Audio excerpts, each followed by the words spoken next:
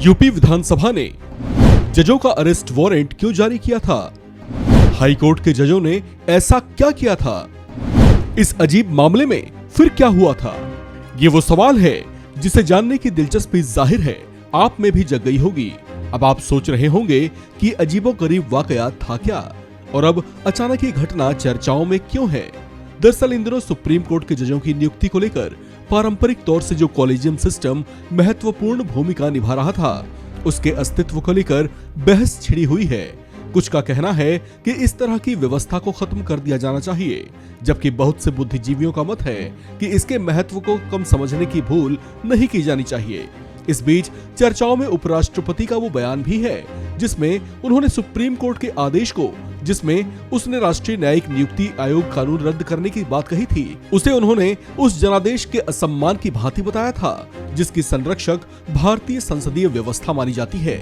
वैसे आपको बता दें कि सदन और न्यायपालिका के बीच इस तरह के टकराव पहले भी होते रहे हैं। इसमें सबसे दिलचस्प एक वाकया है साल 1964 का, जब उत्तर प्रदेश विधानसभा ने विशेषाधिकार हनन से जुड़े एक मामले में इलाहाबाद हाई कोर्ट के 2 जजों और एक वकील के खिलाफ अरेस्ट वारंट ही जारी कर दिया था। दरअसल उन दिनों एक राजनीतिक दल हुआ करती थी सोशलिस्ट पार्टी, जो राजनीति में कांग्रेस पार्टी की धुर विरोधी हुआ करती थी। सोशलिस्ट पार्टी के ही एक कार्यकर्ता केशव सिंह ने कांग्रेस विधायक रहे नारायण सिंह पांडेय के खिलाफ भ्रष्टाचार के आरोप लगाते हुए जगह जगह पर खूब पोस्टर लगवा दिए थे।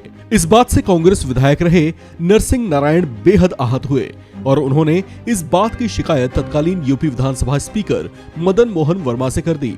उन्होंने इसे गंभीर मानते हुए मामला विशेषाधिकार समिति को भेज दिया। इस समिति ने सोशलिस्ट पार्टी के कार्यकर्ता केशव सिंह के साथ 4 अन्य को दोषी मानते हुए सदन में पेश होने को कहा। इस पर केशव सिंह बिदक उठे और पैसा न होने का हवाला देकर सदन में आने में असमर्थता जता दी। इतना ही नहीं, उन्होंने स्पीकर को चिट्ठी लिखकर ऐसे फरमान को नादिर शाही बता दिया। इसके बाद इस मामले ने और तूल पकड़ लिया। अब यूपी की तत्कालीन मुख्यमंत्री सुचेता कृपलानी ने सदन में प्रस्ताव रखा कि केशव सिंह को गिरफ्तार कर 7 दिन के लिए जेल भेजा जाए, जो पारित भी हो गया।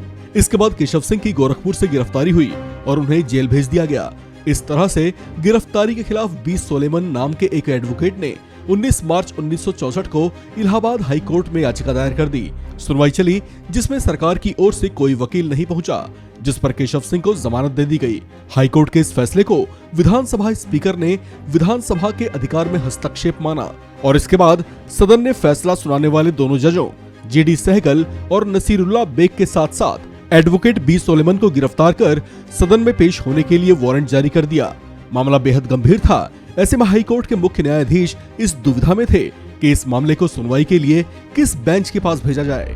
बहरहाल हाई कोर्ट के दोनों जजों ने अपने ही कोर्ट में याचिका दाखिल कर दी, जिस पर हाई कोर्ट के अन्य 28 जजों ने एक साथ मिलकर इस मामले की सुनवाई की और स्पीकर के आदेश पर रोक लगा दी। मामले ने तूल पकड़ा तो विधानसभा स्पीकर ने वारंट रद्द कर दिया और दोनों जजों को सदन में पेश होकर स्थिति स्पष्ट करने को कहा।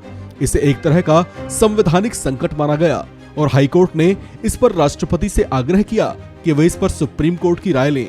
इसके बाद सुप्रीम कोर्ट ने फैसला सुनाया और कहा कि हाई कोर्ट के किसी फैसले के खिलाफ सुप्रीम कोर्ट ही सुनवाई कर सकता है। इस खबर में फिलहाल इतना ही।